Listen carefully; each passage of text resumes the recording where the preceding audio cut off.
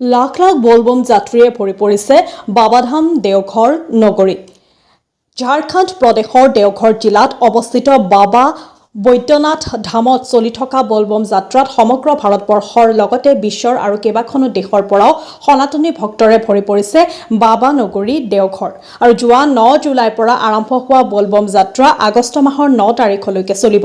বিহাৰৰ সুলতানগঞ্জত থকা উত্তৰ বাহিনী গংগা নদীৰ পৰা পবিত্ৰ গংগা জল লৈ ভক্তসকলে খালী ভৰিৰে প্ৰায় 150 কিলোমিটাৰ খোজকাঢ়ি আহি দেওঘৰত থকা মহাদেৱৰ 9 নম্বৰ জ্যোতিলিংগত জল অৰ্পণ কৰিব। আৰু বাবা বৈদ্যনাথ ধামত জল অৰ্পণ কৰি ভক্তসকলে বাসুকীনাথ বাবাৰ লিংগত জল অৰ্পণ কৰিব। আজি নলবাৰী মহাৰুদ্ৰ কাৱাৰীয়া সংঘৰ পৰা অহা কিছু ভক্তই বলবম যাত্ৰাৰ সম্বন্ধে কিছু কথা সংবাদ মাধ্যমৰ আগত ব্যক্ত কৰে। সংঘৰ ভক্ত ধৰ্মেশ্বৰ হালৈ ভাইটি, চন্দন হালৈ, বিৰাজ দাস, ৰাজীৱ চৌধুৰী আদিকে কৰি কিছু বলবম যাত্ৰীয়ে বলবম যাত্ৰাৰ কিছু প্ৰাসংগিক কথা অৱগত কৰায় যে গংগাজল কাৱাৰত লোৱাৰ পৰা সম্পূৰ্ণ ব্ৰহ্মচাৰী নীতি নিয়মেৰে চলিব লাগে। এই বলবম যাত্ৰা বহুত কঠিন যদিও এই যাত্ৰা ভাৰতবৰ্ষৰ ভিতৰতে বেছি ভক্তৰ ভিৰ হোৱা যাত্ৰা। সকলোৰে মুখত কেৱল বলবম বলবম বলবম বলবম কা নাৰা হে বলবম এক সাহাৰা হে বাবা নগৰী দূৰ হে জানা জৰুৰ হে। আমি 16 তাৰিখে যাত্ৰা আৰম্ভ কৰিছোঁ আৰু এই যাত্ৰাত আমাৰ 200 আশে-পাশে যাত্ৰী আমাৰ ভক্তসকল আহিছে আৰু আমি সুলতানগঞ্জৰ পৰা পানী গংগা ঘাটৰ পৰা পানী লৈ আজি আমাৰ চতুৰ্থ দিন আজি আমাৰ মিথিলাত আমি আজি উপস্থিত হৈছোঁ। ইয়াৰ পৰা আমি অসম ধৰ্মশালালৈ যাম, তাত আজি ৰাতি আমি থাকিম।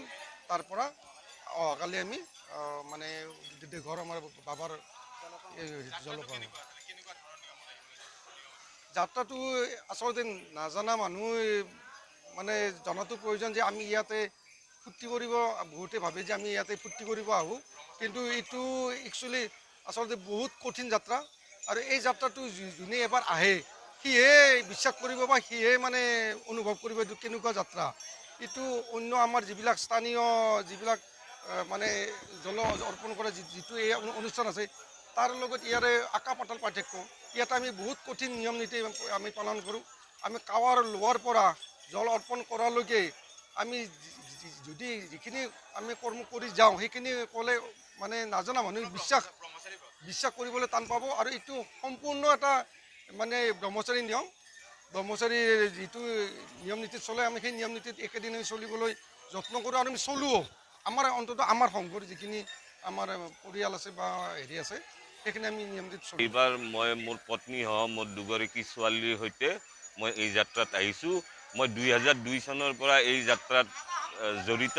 এই 2002 চনৰ পৰা নিশ্চিন্নভাৱে মই এই যাত্ৰাত আহি আছোঁ আৰু দেখিছোঁ 2002ৰ পৰা আজিৰ এই পৰিস্থিতি দেখা পাইছোঁ যে লাখ লাখ মানুহ ছাইড দিবলৈ, খোজকাঢ়া মানুহক ছাইড দিবলৈ ঠাই নাই। ইমান ভক্তৰ সমাগম সঁচাই দেখা নোপোৱালৈকে ইয়াক বিশ্বাস কৰিব নোৱাৰি। আৰু এয়া সনাতনৰ জয়, এয়া হিন্দুইজিমৰ জয়। এই আমাৰ যিবিলাক আমাৰ ভক্ত আজি এই যাত্ৰাত আহিছে তেওঁলোকে হিন্দু ধৰ্মৰ আধ্যাত্মিকতাৰ বিষয়ে জানিবলৈ পাইছে। এই যাত্ৰাটো বিৰাট কঠিন যাত্ৰা, ইয়াত ব্ৰহ্মচাৰী নিয়ম। আমি যেতিয়া কাৱাৰ লওঁ, কাৱাৰখনত পূজা কৰি কৰি আমি বাবাধামৰ বাবা বৈদ্যনাথ শিৱলিংগলৈকে আমি যাওঁ আৰু এই জলাৰ্পণ কৰোঁ।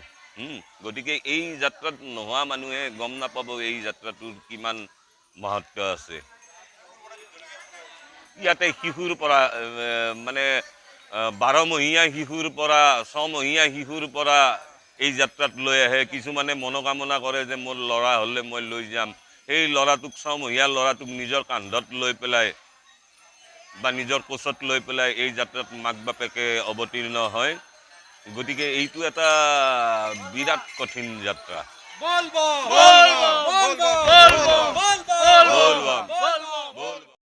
সংঘ নলবাৰী যোৱা 16 তাৰিখে আমি নলবাৰীৰ পৰা যাত্ৰা কৰিছিলোঁ।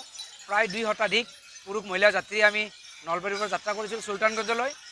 আৰু আমি 17 তাৰিখে পবিত্ৰ গংগাজল লৈ কাৱাৰ লৈ আমি খালী ভৰিৰে আমি খোজকাঢ়িছোঁ দেওঘৰ বাবা ধামলৈ।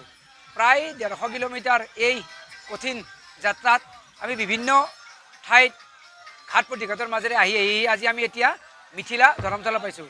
ইয়াৰ পৰা বাবাৰ দৰ্শন বেছি দূৰ নাই, আৰু 30ৰ পৰা 35 কিলোমিটাৰমান আছে, আৰু যিটো আজি ৰাতি আমি অতিক্ৰম কৰিম।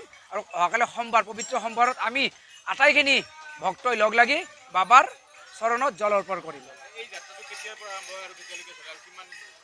এইটো আচলতে শাওনৰ পূৰ্ণিমা, বলবমটো বলবম চলে শাওনৰ পূৰ্ণিমাৰ পৰা আৰম্ভ হৈছে, আৰু আগষ্টৰ 9 তাৰিখে এই শাওনৰ মাহটো অন্ত পৰিব ৰক্ষাবন্ধনৰ দিনা, আৰু সেইদিনাই এই বলবম যাত্ৰা সমাপ্ত হ'ব।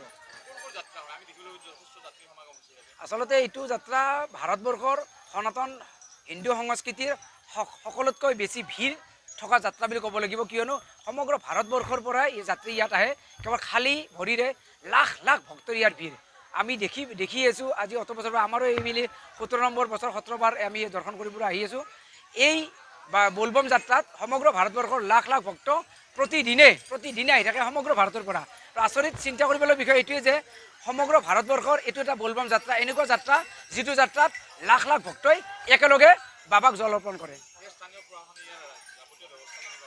যথেষ্ট ভাল।